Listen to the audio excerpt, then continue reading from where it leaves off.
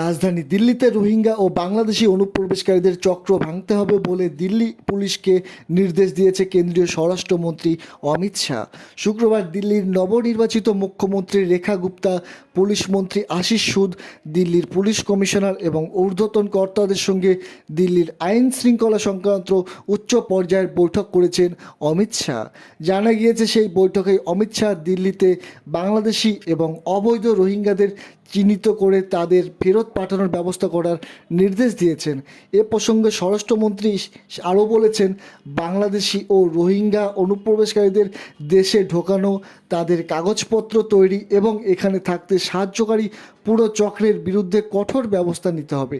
অবৈধ অনুপ্রবেশকারীদের বিষয়টি জাতীয় নিরাপত্তার সঙ্গে জড়িত, কঠোরভাবে মোকাবিলা করা উচিত, তাদের চিহ্নিত করে দেশ থেকে বের করতে হবে। উল্লেখ্য, বাংলাদেশের উত্তপ্ত পরিস্থিতিতে ওপার বাংলা থেকে অনুপ্রবেশ ঘটেছিল বলে বারবার অভিযোগ উঠছিল। গত বছরের শেষের দিকে রাজধানী দিল্লি থেকে 5 বাংলাদেশি অনুপ্রবেশকারীকে গ্রেপ্তার করা হয়। তারপরে দিল্লি পুলিশ নতুন করে ফিরিয়ে আনে বাংলাদেশ সেল। 2 দশক আগে প্রথমবার যে সেলের জন্ম হয়েছিল, যার প্রাথমিক লক্ষ্যই ছিল দিল্লি থেকে বাংলাদেশিদের তাড়ানো।